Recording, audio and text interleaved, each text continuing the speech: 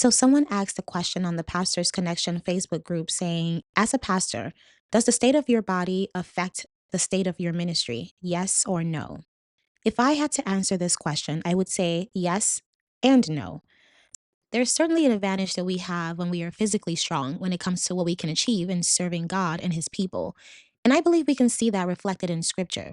Ecclesiastes chapter 12 reminds us to remember to serve God in the days of our youth.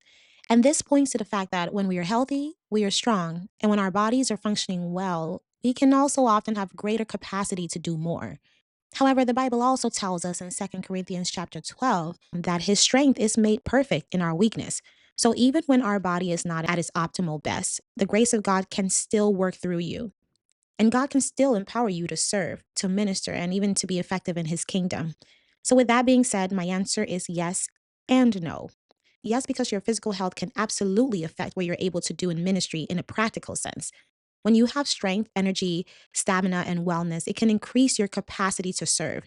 But also, it is important to remember that our ministry is not sustained by our physical strength and our flesh alone. But there are times, even in weakness, even in our limitations, and even when our body is not at its best, the grace of God often does step in and carries us beyond what our natural strength could not do. So, the real takeaway is this: do your part to steward your health as best as you can. Take care of your body and honor God with it. Because, yes, health can absolutely correlate with what we are able to do in ministry. However, at the same time, even when we are not physically at our best, the grace of God can still come through for us. His power is still able to sustain us, strengthen us, and make us fruitful in his kingdom.